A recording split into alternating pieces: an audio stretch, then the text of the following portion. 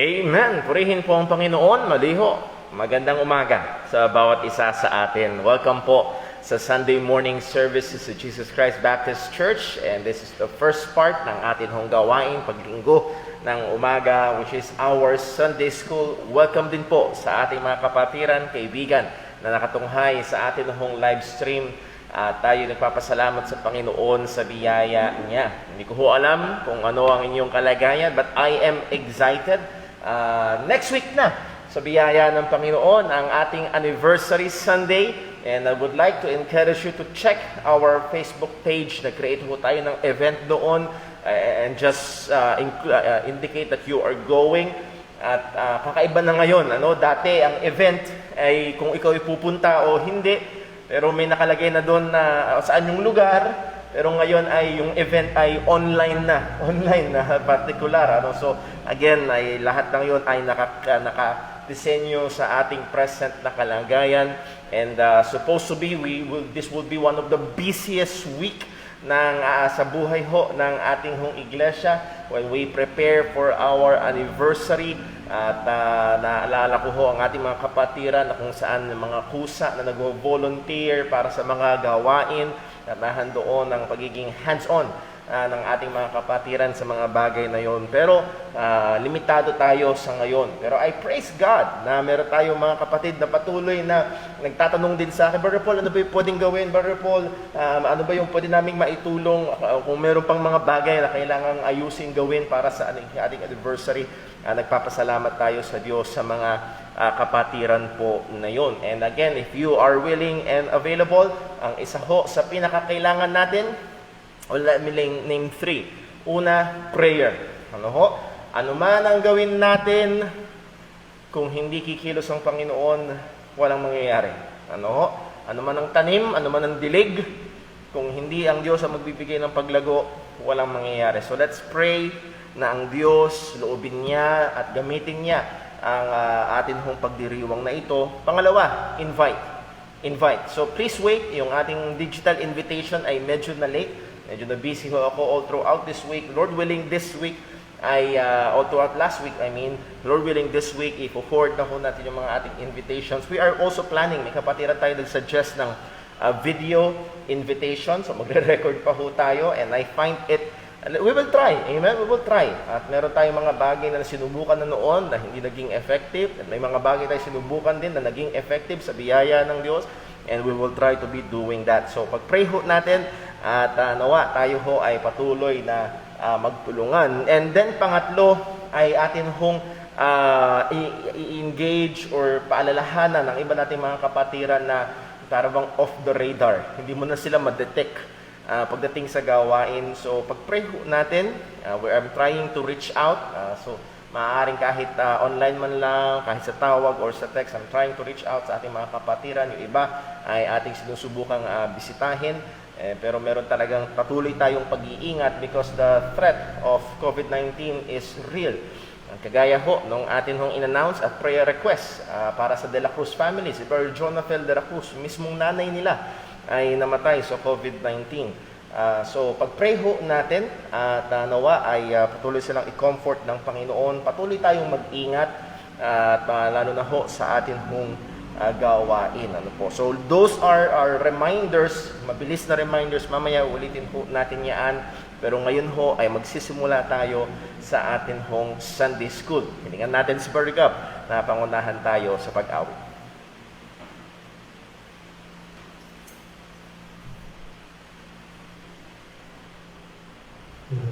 Magandang araw po sa ating lahat. Tayong bumawit. Ulitin po natin ang Books of the Bible.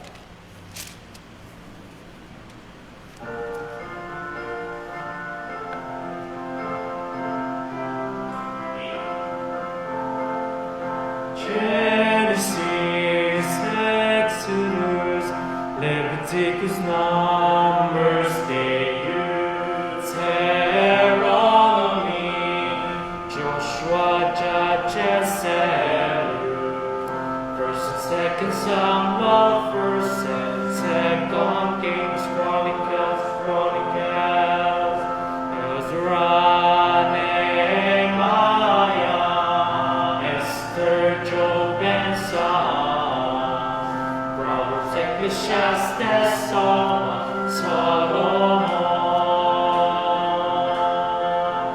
Isaiah, Jeremiah, Lamentations, Ezekiel, Daniel,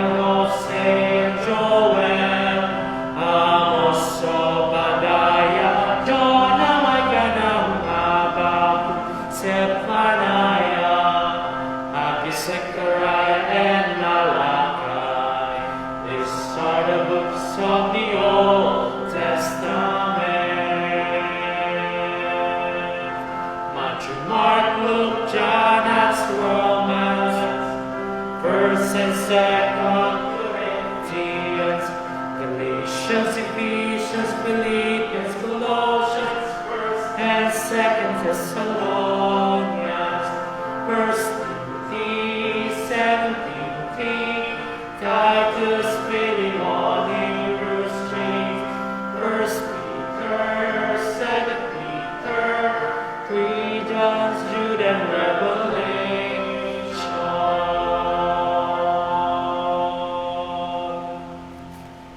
Tayo po yung gusto yung lahat. Tayo po ulit umawit sa Panginoon. Nabitin po natin, there is power in the blood. Amen.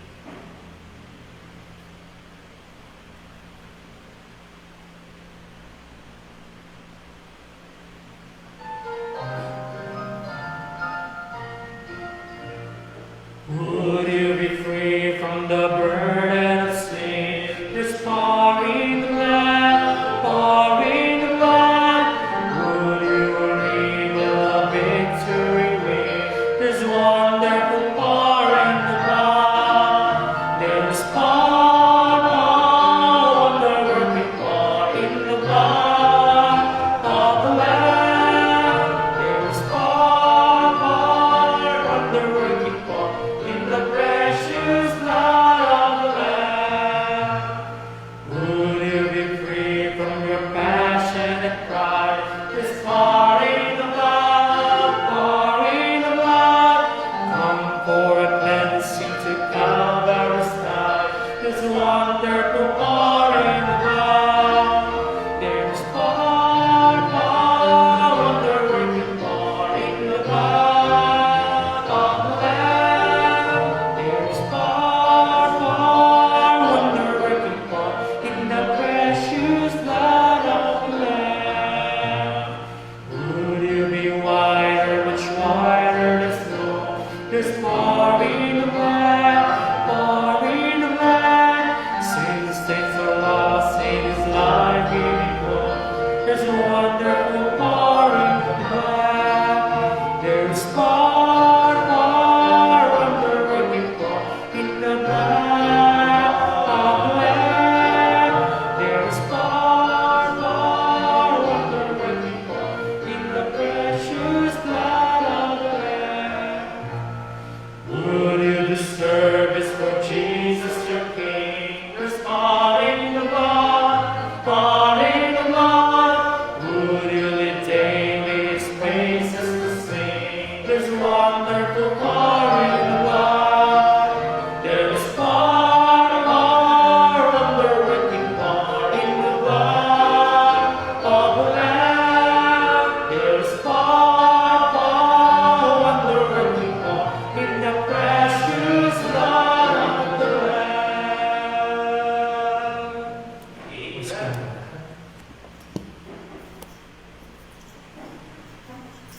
Amen. Purihin po ang Panginoon. There is power in the blood. At nais ko kong encourage ang bawat isa sa atin na patuloy na tumingin doon. Tumingin kay Kristo. At ating alalahanin na sa ating sarili ay wala tayong magagawa. And that includes worship. Sa ating pagsamba ay wala tayong magagawa. Tanging magiging ehersisyo lamang ng laman kung tayo ay hindi titingin sa ating Panginoong Hesus. At aalalahanin ang ating pagsamba ay katanggap-tanggap lamang sa Panginoon dahil sa Kanya. Muli ho, welcome po sa bawat isa, maging sa ating mga kapatiran at kaibigan na nakatunghay sa live stream po natin. And by the way, sa biyaya ng Diyos, ginagamit po ng Panginoon ang atin hong pagla-live stream sa iba't ibang mga kaparaanan, sa mga kapatiran, sa iba't ibang mga lugar. Minsan ay akin hong nakachat ang isang kapatid sa Panginoon na taga Plaridel, na kung saan na siya ay patuloy na kinikilos ng Diyos sa kanyang mga katotohanan even before na matagpuan niyo yung ating live stream. Pero salamat daw sa Panginoon dahil matagal na siya naghahanap ng mga ganitong pag-aaral na Tagalog.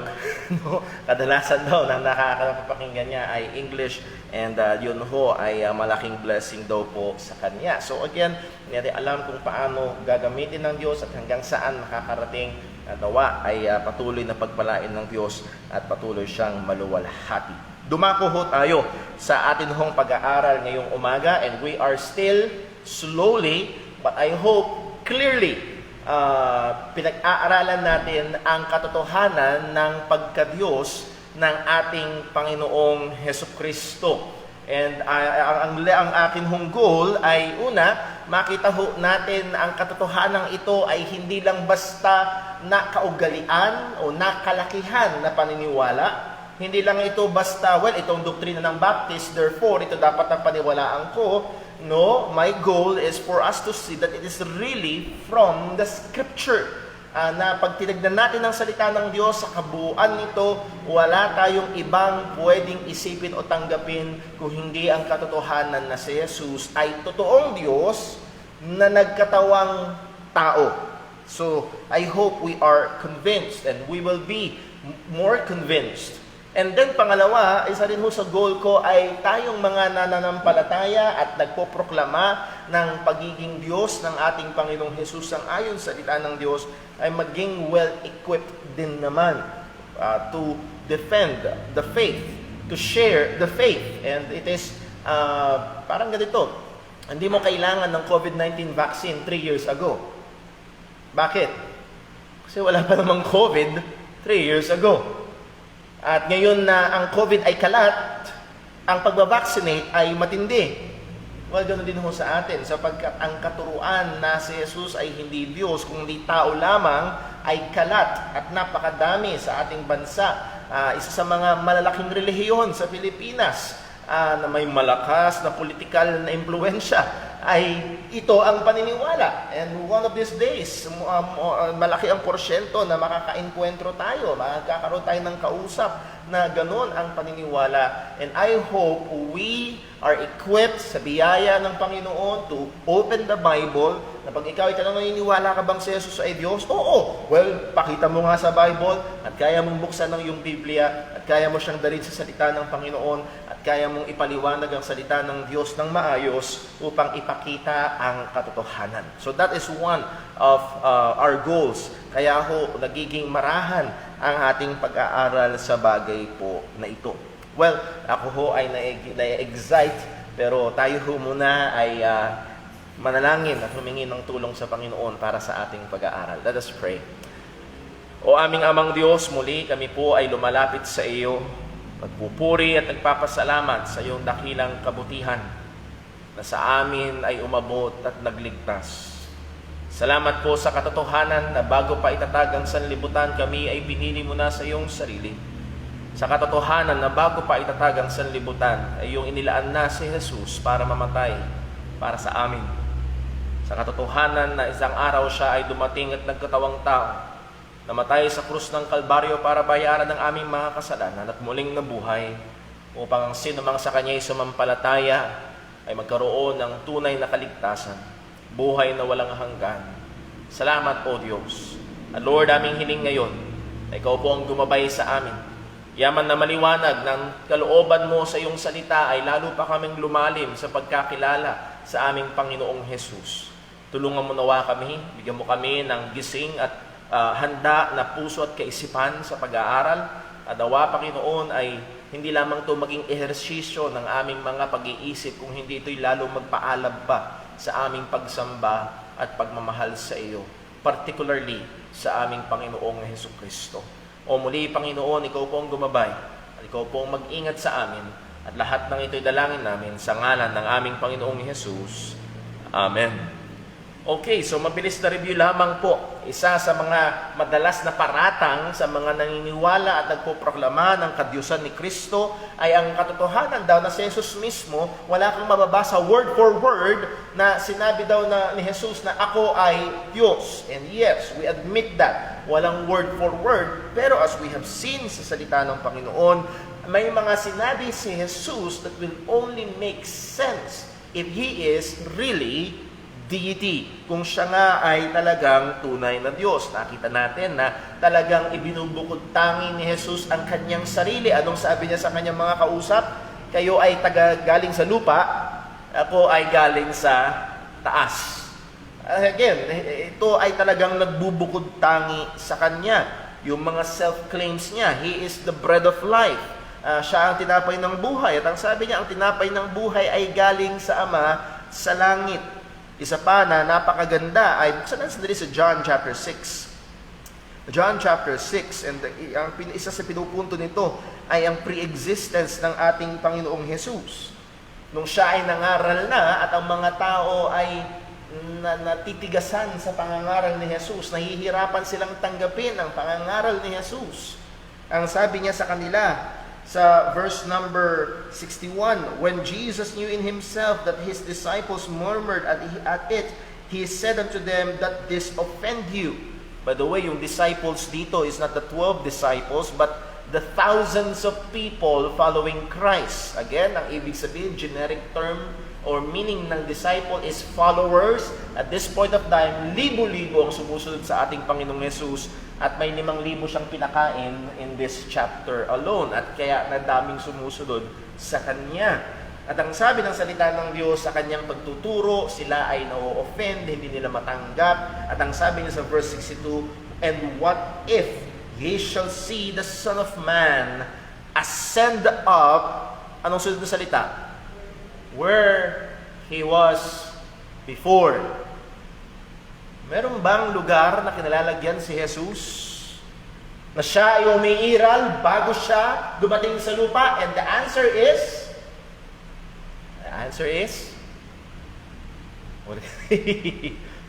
ulitin natin, basahin natin ulit. Ano ho, gusto kong masundan nyo. Ang sabi ni Jesus, paano kung makita nyo ang anak ng taong umakyat kung saan siya naroroon dati? Question, meron bang lugar na kinaroroonan si Jesus na siya'y umiiral bago pa siya dumating dito sa lupa? The answer is yes.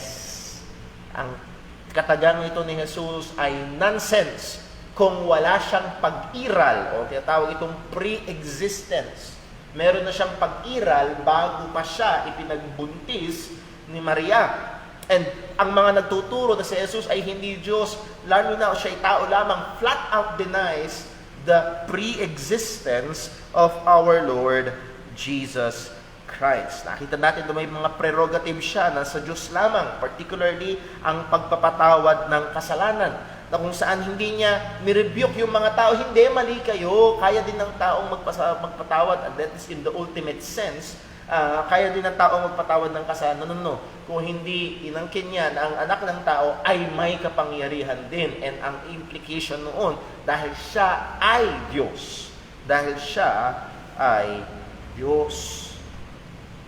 Isa pa ho na napakatindi at sa akin personal ay napakahalaga ay ang katotohanan na si Jesus ay tumanggap ng pagsamba. Tingnan natin sa Exodus at Ten Commandments, walang ibang dapat sambahin. Inulit ito ni Jesus kay Satanas mismo nung sinabi ni Satanas na lahat ng kahariang ito ay pagkakaloob ko sa iyo kung ikaw ay magpapatira pa at sasambahin mo ko. At ang sabi ni Jesus sa Matthew chapter 4, get thee hence Satan, thou shalt worship thy Lord thy God, and him only thou shalt serve. It is consistent throughout the scripture na ang pwede lang sambahin ay ang Diyos lamang. Pag sinamba ang anghel, ang banal na anghel ay tumatanggi. Pag sinamba ang tao, ang mga matuwid na tao ay tumatanggi. Nung sinamba si Jesus, kung siya ay tao lamang at matuwid na tao, dapat siya ay tumanggi. Pero hindi siya tumanggi. All over the scripture, tumanggap siya ng pagsamba. At mismong ang Diyos Ama ay nag-utos sa mga anghel na sambahin ang anak. Could you even imagine ang Diyos na lumalang sa lahat ng bagay, na seloso para sa kanyang kaluwalhatian, uutusan ang mga anghel at sang buong nilikha na sambahin ang isang tao lamang? By the way, aking nasumpungan na ang mga iglesia ni Cristo ay allergic dun sa word na lamang. Hindi daw nila sinasabi ang si Jesus ay tao lamang. Siya ay espesyal na tao. Siya ay piniling tao. Siya ay exalted na tao. Pero ang reply ko ho doon, well, I'm using the word lamang to differentiate or para ialis siya, ihiwalay siya sa pagiging Diyos. Kung hindi siya Diyos, siya ay tao lamang. At gaano mang ka-exalted ang tao, tao pa rin. At napakalayo ng tao sa Diyos. Napakalayo ng lumalang, ng nilalang sa lumalang. So again, paano man nila ito gustong pasirkuhin ang salita, pero they believe na si Jesus ay tao lamang, Can you imagine, ang Diyos, pinutusan ng mga anghel nung sumamba sa tao lamang. Ang reply ng Iglesia ni Cristo sa akin, well, siya'y Diyos. Kung gusto niyang kontrahin ng kanyang sarili, okay lang. Again, the very implications of that statement. Kung gusto niyang kontrahin ng... Ano kung biglang kinontra ng Diyos ang kanyang sarili? Sabi ko pala nung nakaraan, by faith, pero ngayon hindi na, by works na. Kinontra niya ang kanyang sarili. Lahat tayo magkikita sa impyerno. Ano pang pagtitiwalaan mo sa kanyang salita? So again, all of that ay para mailusot lamang ang kanilang doktrina sa napakaliwanag na implikasyon na si Jesus ay Diyos. John chapter 5, buksan po natin, a very, very important and clear verse na hindi kayang gawin ng sinuman. And again, ang maaari lamang makagawa ng makatupad sa utos na ito ng salita ng Diyos is those who believe in the Trinity. Okay? Kung naniniwala ka na si Jesus ay Diyos, pero siya ay, kung ikaw ay, dalawa ang Diyos na iyong pinaniniwalaan, well, you're not biblical. Kung si Jesus ay mas mababa, Diyos mas mababa, o lalo na hindi Diyos, kundi tao lamang, hindi mo rin masusunod ang verse na ito. At ang sabi ng salita ng Panginoon, that all men should honor the Son. Ang Islam, ino-honor ba si Jesus? Yes! They honor Him as a prophet. Huh? Ang mga Hindus, they honor Him as a great teacher. Kaya nga si Mahatma Gandhi, kung alam niyo sa history, si Mahatma Gandhi ay hanga kay Jesus. Gusto niya daw si Kristo, pero ayaw niya ng Kristiyano. Again, maraming humahanga kay Jesus. Pero sapat ba na siya'y hangaan lamang? Well, hindi, sapagkat may binigay na pamantayan. Ang sabi, that all men should honor the Son, even as they honor the Father. Kung paano sa kapareho at kapantay na paraan na binibigyang parangal ang Ama, ang Diyos Ama, ay dapat din ganun ang ipagbigay parangal sa anak. But again, it can only be done if you believe that Jesus Christ truly is deity, God. But again, while maintaining that there is one God, kaya nga we declare that the only consistent biblical doctrine is the doctrine of the Trinity. 3 persons in one Godhead. So again, kaya ho ito ang ating paniniwala. Well, next, pinag-aralan ho natin ang ilang mga apostolic ascriptions. So merong mga salita si Jesus na magme-make sense lang na siya ay Diyos, and then merong mga sinabi ang mga apostol patungkol kay Jesus that clearly states ang kanyang pagiging Diyos. Sa John 1:1, tingnan natin maging sa Greek na ang ibig sabihin talaga, in the beginning was the Word, and the Word was with God, and God was the Word, or the Word was God. Buksan lang natin sa John 1:1. Ang sabi nga ni Pablo sa kanyang sulat, ang ulitin ng ilang mga bagay sa inyo ay hindi mabigat kung hindi makakabuti. And I think ito hong pag-uulit natin sa John 1:1 ay makakabuti. Kung ito'y kabisado niyo na, salamat sa Panginoon. So tignan natin, hatiin natin sa tatlo. Okay? John 1:1a, John 1:1b, John 1:1c. Ano ibig sabihin? Hatiin natin sa tatlo. So tignan natin John 1:1a. In the beginning was the Word. Question, was the Word in existence in the beginning? Umiiral na ba ang berbo, ang salita in the beginning? Yes. Sasabihin ng Iglesia ni Cristo, siya ay umiiral na sa kaisipan ng Ama. Plano na. Nandun na daw siya, pero plano pa lang. Pinaplano kong magkaroon ng sasakyan. May sasakyan na ba? Umiiral na ba ang sasakyan ko? Sasabihin na, sa isip mo. Pero wala pa. Pero ang implikasyon ng sinasabi ni John, the Word was there. In the beginning was the Word. He is in existence already. Then John 1:1b, ang sabi, and the Word was with God. Okay? Nang pasimula ay ang salita, at ang salita ay kasama ng Diyos. Question, ito bang salita ay iba sa Diyos? Iba sa Diyos Ama? O pareho lang sila? Magkaiba. A different person. He was, pag sinabi kong in 8 o'clock was Gabriel, and Gabriel was with Brother Paul. Ako ba at si Gabriel ay isa? No. Magkaiba. Okay?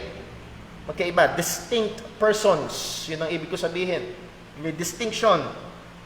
And then ang sabi sa John 1:1c, and the Word was God. And the Word was God. Nakita natin. And hindi ko na maalala yung Greek.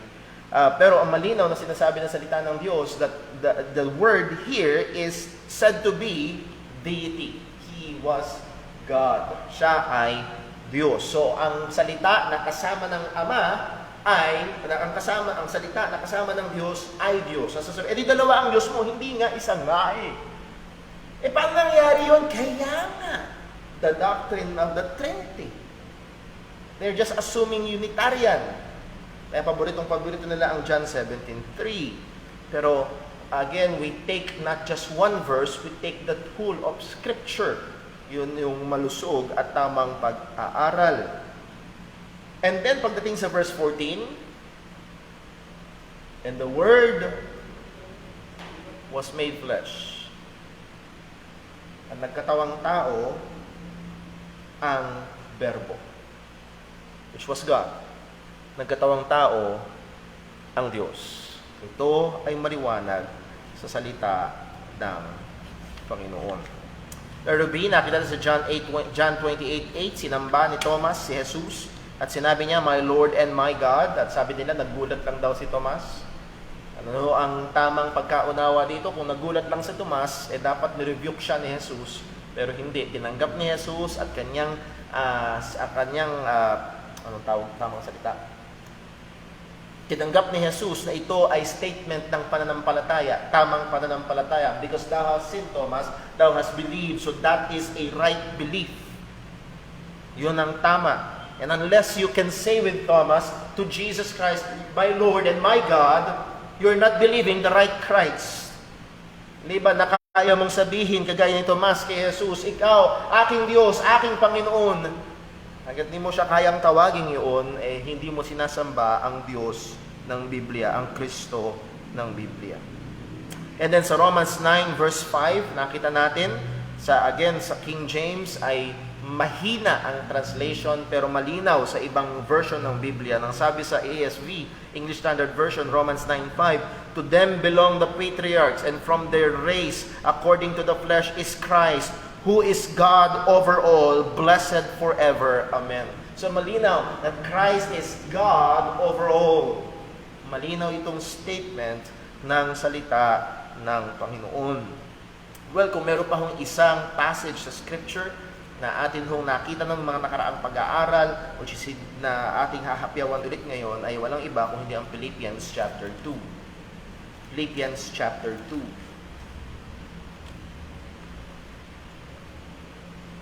Now, paliwanag ho natin ang konteksto. Ang konteksto ng Philippians chapter 2 ay may problema sa church at Philippi.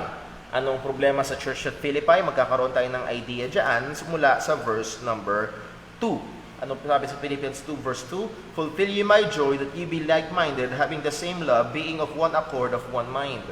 So ang binibigyan din ni Pablo dito is unity, pagkakaroon ng pagkakaisa. So we can assume na ang merong problema sa Church of Philippi na merong disunity. Para bang, kung hindi naman nag-aaway ho ang mga Tanudra kids, sasabihin nyo ba sa kanila magbati kayo?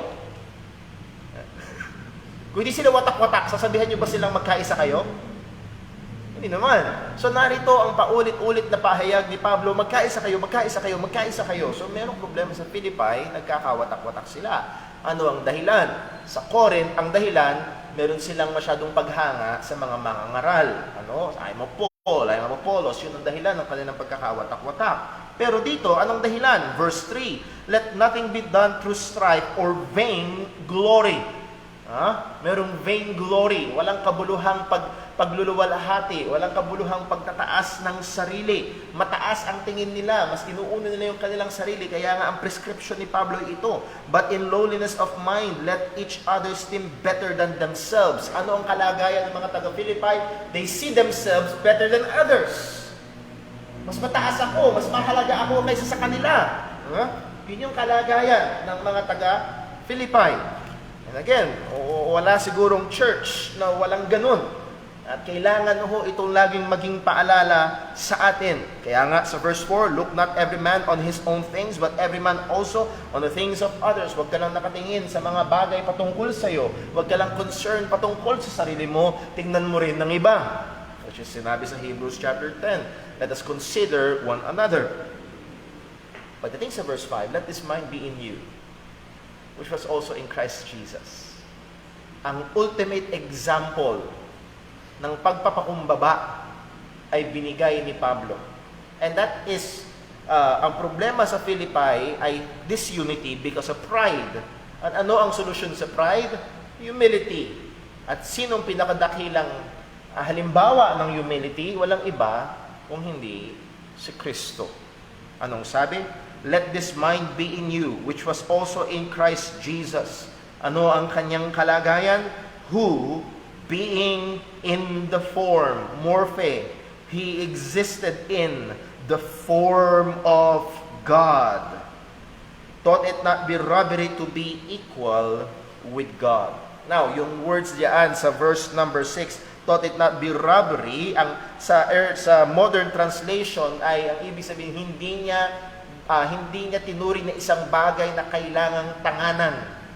Nasa kanya, pero hindi niya tinanganan, hindi niya pinagkahigpitan ang kanyang pagkahawak. Yun yung idea. Okay? Nandun siya sa mataas na kalagayan, pero ito ay kanyang hindi tinanganan. Now, mag-ingat tayo, baka mamaya naman lumabas sa ating, kung di niya tinanganan, dinawala sa kanya, dinawala ang kanyang pagiging Diyos. No. Nung siya'y nagkatawang tao, hindi nawala ang kanyang pagiging Diyos. So, as we go on, we will explain. Ang sabi ho dito, who being in the form of God. Question muna, what was His form? God. He was not, hindi siya like God, hindi siya katulad lang ng Diyos. He was in the form of God. Malinaw ito sa salita ng Diyos. Kung hindi ang sabi niya, but made Himself of no reputation. At dun ho, sa word na yan, na made Himself of no reputation, dyan ho lumalabas yung tinatawag na kenosis theory. Actually, sa Greek, ang ibig sabihin yan ay He emptied Himself. Pag tignan niyo yung word na Greek, ang ibig sabihin, He emptied Himself. Paano niya in-empty yung kanyang sarili? Kaya ho ng mga, kailan ba yun? Mga, kung na nagkakamali, 18th century or around 16th century, may mga lumabas na doktrina na si Jesus daw, nung nagkatawang tao, nawala ang kanyang pagiging Diyos dahil daw He emptied Himself. Hinubad niya daw. Sabi nga, at siguro narinig nyo na yun, sa translation sa Tagalog, kung may mga diglot, anong translation sa verse 7? Simulan sa verse number 6, na siya bagamat nasaan yung Diyos, hindi niya inaring isang bagay na nararapat pananganan ang pagkapantay niya sa Diyos, kundi bagkos hinubad niya ito. So again, pag tingnan mo sa Tagalog, hinubad niya ang kanyang pagiging Diyos. Sabi nga nung isang pastor na narinig ko minsan, sabi niya, kung hinubad niya, saan niya sinampay? Again, yung maling kaisipan na hinubad niya, that is, inalis niya ang kanyang pagiging Diyos, kaya siya siya'y nagkatawang tao. No, that is not the case.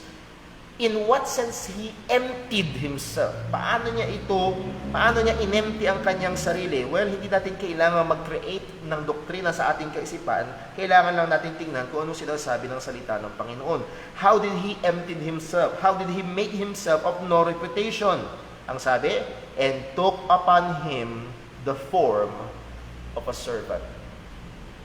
So, ang pag-i-empty ni Jesus, quote and unquote, ay hindi yung pagbabawas niya ng kanyang kadyusan. By the way, ang sabi ng salita ng Panginoon, in Him dwelleth the fullness of the Godhead bodily, sa Colossians. So, In contrast, dun pa sa iniisip na iba na inalis niya ang kanyang pagiging Diyos, ang malinong sinabi ng salita ng Panginoon, nung siya'y nasa katawang tao, in Him dwelleth the fullness of the Godhead bodily. So, hindi niya inalis ang kanyang pagiging Diyos. Ano ang tamang pagkaunawa dito sa kanyang pag-i-empty ng kanyang sarili? He took upon Him the form of a servant. So, in what way Christ emptied Himself? Hindi by divesting His deity, hindi niya inalis ang kanyang pagiging Diyos, but by adding on humanity. Para bang ganito, napakaliwanag ng ilaw. Napakaliwanag ng ilaw. Paano mo babawasan yung liwanag ng ilaw? Aalisin mo yung bumbilya? Paano babawasan yung liwanag ng ilaw? Takpan mo. Alala ko ho, sa kwarto namin, meron kaming lampshade. At nung merong time na ang bumbilya nakalagay ay medyo mataas-taas ang wattage, at training namin si Timmy na matulog ng madilim. Ang gagawin namin, kukuha ako ng panyo, tatakpan ko. Nabawasan ba ang liwanag? Yes. And no. Handun pa rin. Pero nakikita, nabawasan. So in what way Jesus emptied Himself? Not by divesting of Himself of divinity, but by adding on humanity. Yung kanyang prerogative, yung kanyang pag-exercise ng kanyang authority. Ito ang kanyang pansamantalang tinakpan. So again, kaya nga ho, mababasa natin, and He humbled Himself. Ang sabi sa verse 7, but made Himself of no reputation and took upon Him the form of a servant and was made in the likeness of men. Siya ay nakitulad sa mga tao. Pero bago siya, by the way, nakalimutan ko pong i-point out, merong dalawang form. Sa verse 6, He was in the form of God. And then pagdating sa verse 7, He took upon Him the form of a servant. And what servant is that? Anong klaseng alipin? Ang mga anghel ay alipin ng Panginoon. Hindi siya nagkatawang anghel. Sabi sa Hebrews, He was made a little bit lower than the angels. So hindi siya anghel. Anong klaseng alipin ang kanyang ibinihis? And was made in the likeness of man. Gaya ng nakigaya, nakitulad sa mga tao. And being found in passion as a man. So siya ay tunay na man. Tunay na tao. So makikita natin dito, He was in the form of God, truly God, and sa Latin, verus Deus, truly God, and then truly man. He was found in fashion as a man, verus homos. Siya ay truly God, truly man at the same time. And He was found in fashion as a man. He humbled Himself and became obedient unto death, even the death of the cross. Now, ang puntong ito, kaya ho natin tinignan yung konteksto. Anong konteksto nito? May problema sa church. Anong problema? Nagkakabitak-bitak ang church. Bakit? Pride. Ano ibig sabihin ng pride? Pagmamataas. Anong binigay na halimbawa ni Pablo? Halimbawa ng pagpapakumbaba. Anong binigay niya? Yung nasa pinakamataas. Nagpakumbaba. Again, sundan niyo yung kaisipan. Kung si Jesus ay tao lamang, paano siya magpapakumbaba? Kailan siya nanggaling sa taas? Nakukuha niyo ho? Mawawasak ang argumento. Mawawasak ang ilustrasyon ni Pablo na si Jesus na nasa pinakamataas ay nagpakumbaba at nagkatawang tao. Kung si Jesus ay nagsimula talaga dito na mababa. Gets niyo ho ang punto? Again, nonsense. Magiging nonsense ang ilustrasyon ni Pablo. Kundi ito'y magkakaroon lamang ng matinding katotohanan kung paano natin makikita na siya na kapitan ng ating pananampalataya na sa pinakamataas na kalagayan ay nagpakumbaba. Paano tayong mga alipin na? Took upon Him the form of a servant. At tayo ay mga alipin na. Sino tayo para magmataas? And that is the point. That is the point.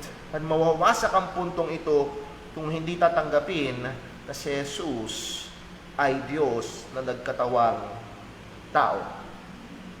Pero maliwanag, He was in the form of God. Then, wag nating iiwanan yung ating napag-aralan. Hindi niya hinubad o inalis ang kanyang pagiging Diyos, kung hindi nagbihis siya ng pagiging tao. In that way, He emptied Himself. Now, ito pa yung isang verse. So, I hope na itong Philippians 2 verse 6 and onwards ay naging mas maliwanag sa atin ngayon. Colossians chapter 2.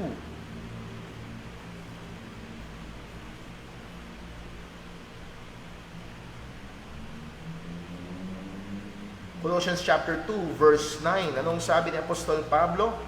For in Him dwelleth all the fullness of the Godhead bodily. Now, maaaring sabihin ng iba, well, Brother Paul, hindi ba sa lahat naman ng mananampalataya nakatahan ng Diyos? True! Nakatahan ng Diyos sa lahat ng mananampalataya. Pero again, magiging nonsense ang sinasabi ni Pablo kung ito itutulad lang natin sa pagtahan ng Diyos sa bawat Kristiyano. Nakuha niya ho? At hindi yun ang binibigyan diin ni Pablo, kung hindi ipinapakita niya yung kataasan, yung karilagan ni Jesus. At ang sabi niya, for in Him, that is in Christ, dwelleth all the fullness of the Godhead bodily. The totality of what constitutes the being of God is in Christ Jesus. Ang kabuuan ng pagiging Diyos ay na kay Kristo Jesus. So yun nga yung sinabi natin kanina. Hindi niya, alam niyo yun, parang bang volume. Nung nagkatawang tao siya, hindi niya binawasan yung kanyang pagiging Diyos. Hindi niya inalis yung 50%. No. Hindi siya 50-50. Siya ay 100-100. Siya ay tunay na tao at nasa kanya ang kabuuan, kapunuan ng pagiging Diyos. Truly God. Kahit saan man siya naroroon, siya ay umiiral bilang tunay na Diyos at tunay na tao. Yes, ang Diyos ay nasa lahat ng dako at siya ay tumatahan sa lahat ng mga mananampalataya. Pero malinaw sa statement na ito ni Pablo, nang ibig sabihin niya ay hindi lang basta yung omnipresence ng Panginoon o indwelling ng Panginoon sa mga Christian. Let me read a very, very good theologian, si B.B. Warfield. Ang sabi ni B.B. Warfield, Brother Paul, pambihira. B.B. Well, Benjamin. Yun na kanyang pinakapangalan. Benjamin, nakalimutan ko yung kanyang middle name. Well, si Benjamin B. Warfield. Ang sabi niya, that is to say, in plain words, that Christ is an incarnation of the Godhead in all its fullness, which is again a statement rather difficult to harmonize with the notion that its author believed that it was something less than God, which was incarnated in Christ. So again, this is the comment of that good theologian, na hindi ito nagpapakita na para bang si Jesus ay parang meron na, handun lang ang presensya ng Diyos sa Kanya, kundi ang pinapakita nito na talagang ang kadyusan ay nagkatawang tao kay Kristo Jesus. So in Him dwelleth the fullness of the Godhead bodily. No other person sa New Testament ang tinagurian o sinabihan ng ganitong kalalagayan. Well, punta po tayo sa iba pang mga talata. 1 Timothy chapter 3 and verse number 6. 1 Timothy chapter 3, verse 16.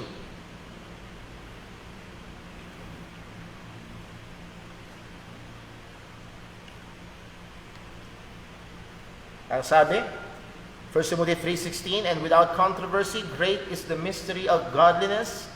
God was manifest in the flesh, justified in the spirit, seen of angels, preached unto the Gentiles, believed on in the world, received up into glory. So there are 6 verb predicates dito sa sentence na ito.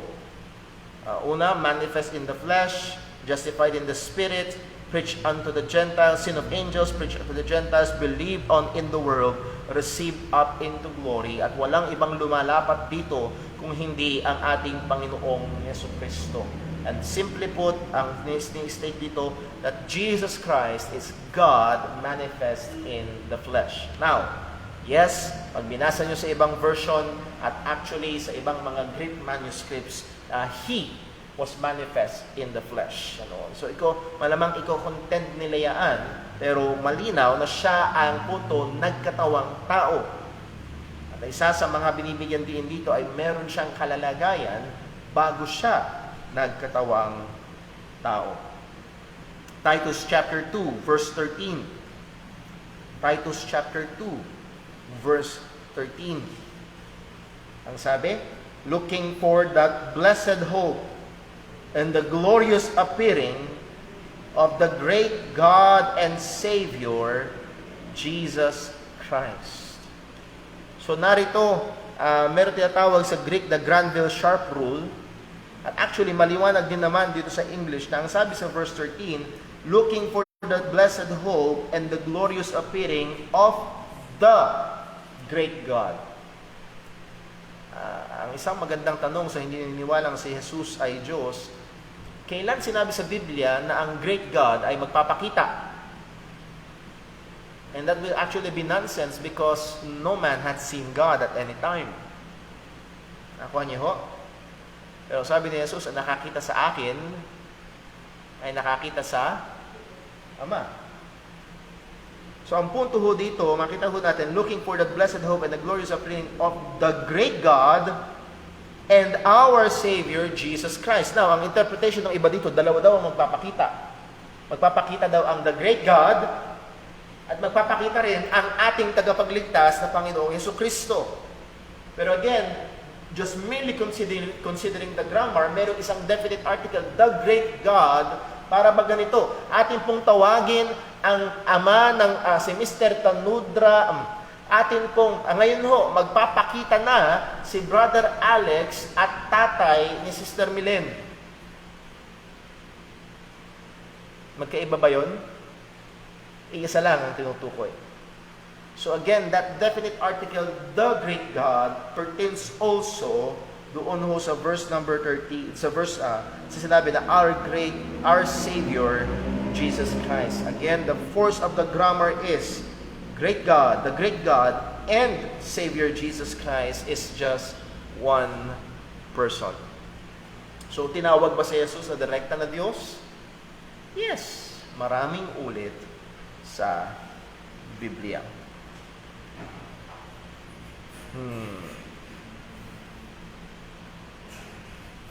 Ayan lang ho. Pero pa ilang mga talata dito, titingnan ko lang kung alin pa yung medyo mas magiging malaking tulong ho sa atin. Okay, punta ho tayo sa Hebrews chapter 1.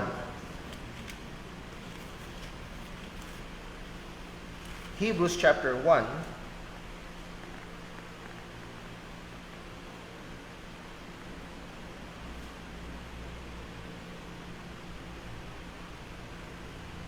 Simulan ho natin sa verse number 6.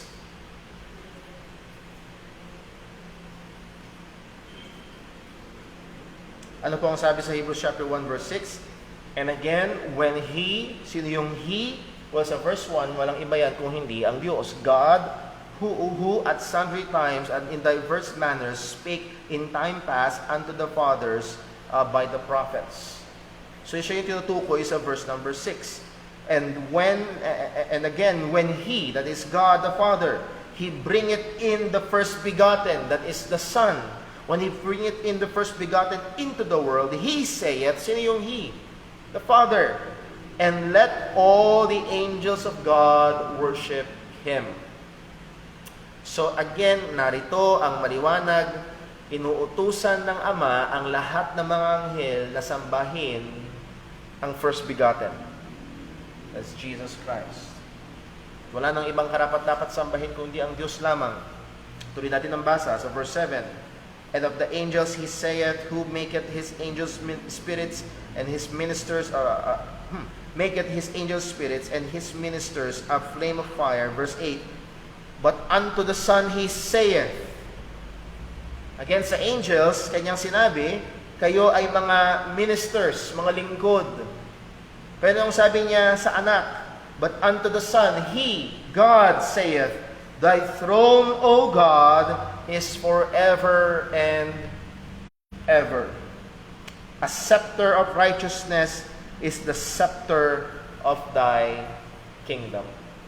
So here, maliwanag sa text, sa verse 8, He, God the Father, said to Him, the Son, Thy throne, O God, is forever and ever.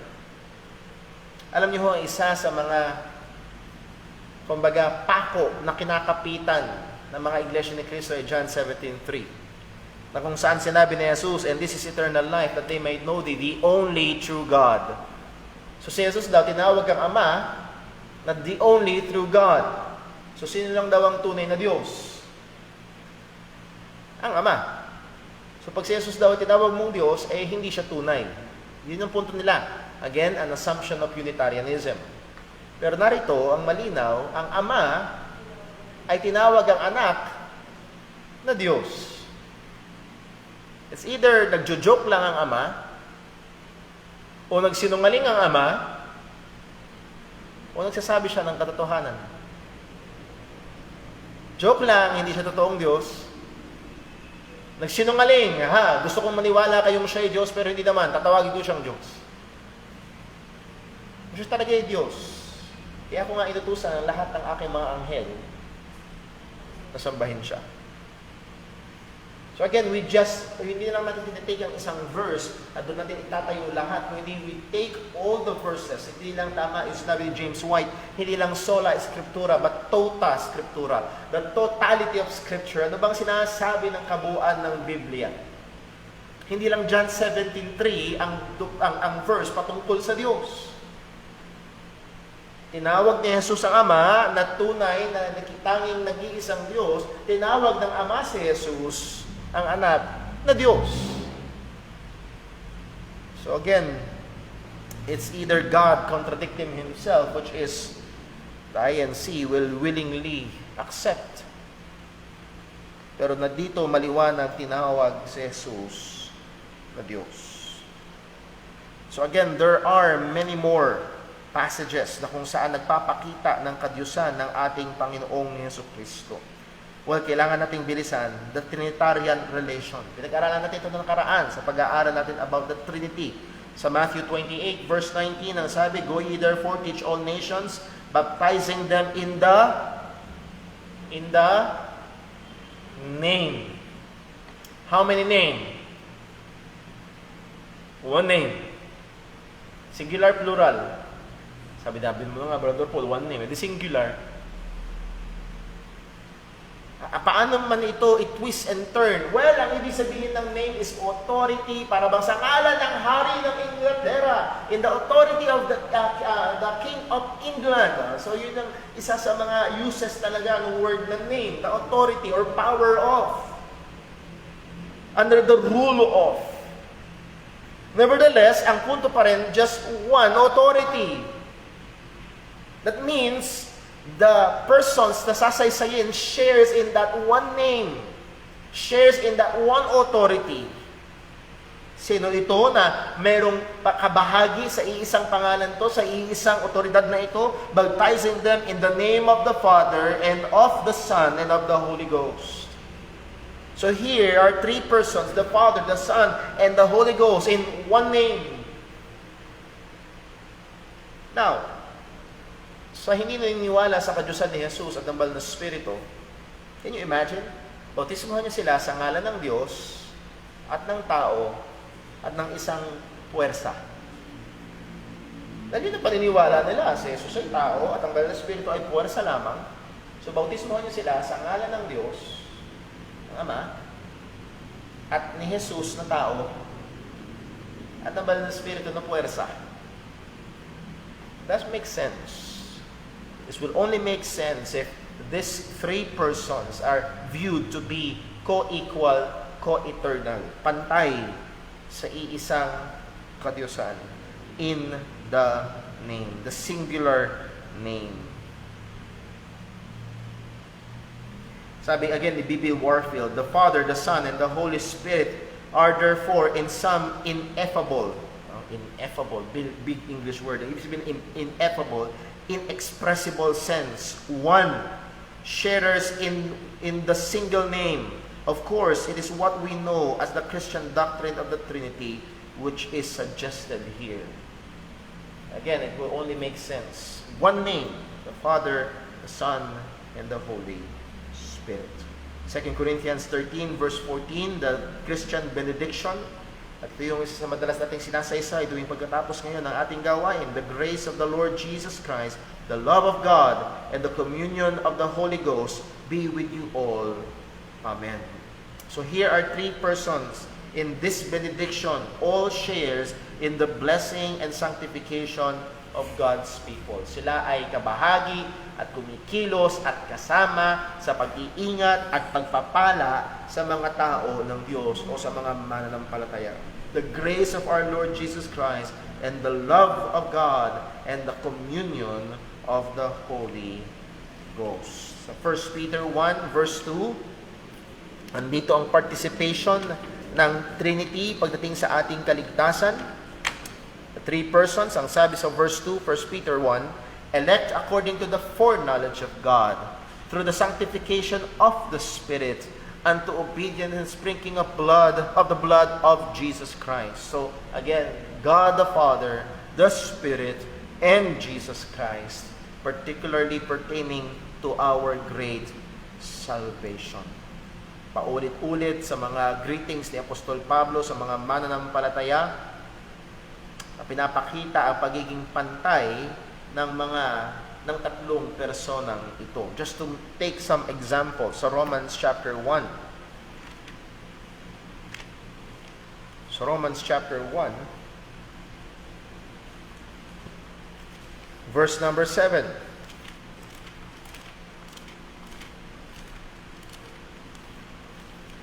Romans chapter 1 verse 7. Anong sabi?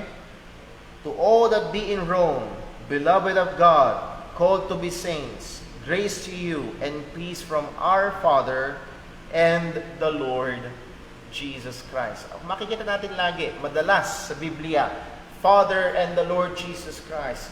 Father and the Lord Jesus Christ and the Holy Spirit. Nahandoon ang madalas na pagsasama-sama sa kanila sa pagsasaysay ng pagbati at benediction or pagpapala sa mga mananampalataya. At ang implikasyon nito ay ang katotohanan na itong tatlong persona ay pantay sa kaisahan ng kadiyusan.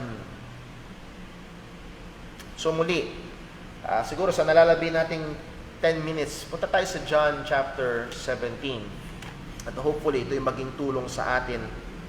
Ito yung paborito ng mga naniniwala at nagpo-propagate ng maling paniniwala na si Jesus ay tao lamang. John 17.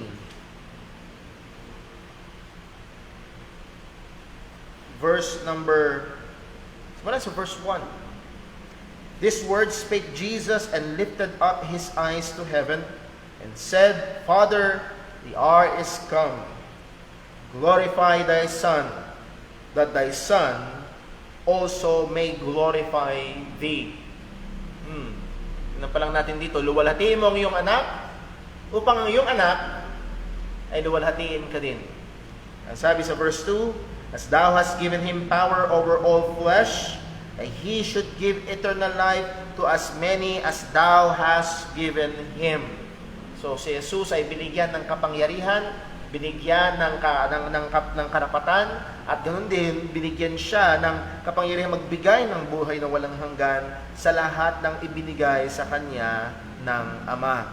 Verse 3, and this is eternal life, that they might know thee, ito yung paborito nila, the only true God. Anong sabi ni Jesus? Ang tinatawag niya, ang kanyang dinadalanginan ay walang iba kung hindi ang Ama. At ito daw ang buhay na walang hanggan upang makilala kanila the only true God. At ang gagawin ng mga Iglesia ni Cristo, paikot-ikot lang sila sa verse na ito. At dadaanin nila sa mga argumento na, okay, sabi ni Jesus, sino lang daw ang tanging tunay na Diyos? ang Ama. So sa talatang yan, sino ang tanging tunay na Diyos? Well, siyempre, ang sagot ay ang Ama. Meron pa bang ibang Diyos? Alam niyo, huwag tayong magpapadala sa ganung mga salita because consistent ng ating paniniwala. We can say amen here. Tinanong tayo, meron pa bang ibang Diyos? Wala. Sapagkat, naniniwala ba tayo sa tatlong Diyos? Is a Trinity a belief in three gods? No, we believe in one God. Pero ang problema ho dito, ang mga Iglesia ni Cristo, they assume Unitarianism. You remember sa ating pag-aaral patungkol sa Panginoon, binigyan natin ng pansin ng ilang mga maling katuruan patungkol sa Diyos. Meron nag-a-assume ng modalism, different modes. Sa langit siya ang Ama, sa pagliligtas siya ang anak, at sa buhay ng Kristiyano siya ngayon ang banal na Espiritu, so iba't ibang mode lang. Para bang si Brother Paul, sa church siya ay pastor, dito sa likod siya ay asawa, doon sa kabilang bahay siya ay anak. Pero isa lang din. Merong mga ganun ng paniniwala. Kadalasan ng mga Pentecostal ay modalism. Meron din naniniwala sa Unitarianism. That is, one person, one God. Sa kanila, that is only the Father. Siya lamang ang nag-iisang tunay na Diyos. Therefore, si Jesus ay hindi Diyos, ang banal na Espiritu ay hindi Diyos. Ay ito yung talata na kanilang binibigyang pansin. Now, anong ating paniniwala dito? Do we believe that the Father is the only true God? Yes. Listen, at ito yung tamang paraan ng pagtanaw dito. And we believe more. Nabasa natin kanina na si Jesus ay tinawag na Diyos. Do we believe that? Yes. Nabasa natin sa John 1:1, in the beginning was the Word, and the Word was with God, and the Word was God. Do we believe that? Yes. Again, hindi lang sola scriptura, but the totality of Scripture. Ano bang sinasabi ng Scripture? Pero ang mga Iglesia ni Cristo, they will believe this, quote and unquote, believe this, and deny the others. So much so, nakukontrahid daw ng Diyos. Alam na ho, nung sinabi sa akin yun ng aking kamag-anak na Iglesia ni Cristo, hindi, Diyos siya, kahit kontrahin niya yung kanyang sarili, okay lang. Well, ano pang argumento ang aking ibibigay? Ano pang paliwanag? Tatanggapin na lang nila na kukontrahin ng Diyos ang kanyang sarili pag hindi lalapat sa kanilang paniniwala. Sumula noon, tumigil na muna ako. Dahil wala nang paraan ng paliwanag, wala nang paraan ng pagpapakita ng verse. Dahil nandito sila sa ganitong paniniwala. Now, isa pang mabuting gawin kapag iniharap kayo sa talatang ito ay ituloy ang basa.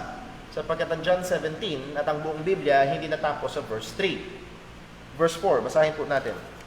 So basahin natin ulit ang verse 3, and this is eternal life, that they may know thee, the only true God. By the way, hindi lang yun, and Jesus Christ whom thou hast sent. You must know Jesus Christ whom thou hast sent. Nakuha niyo ho? Kailangan din makilala ang Jesus na isinugo ng Ama. At sino ba ang Jesus na sinugo ng Ama? Well, siya ang berbo. Sa kanya nakatahan ang buong kadyusan.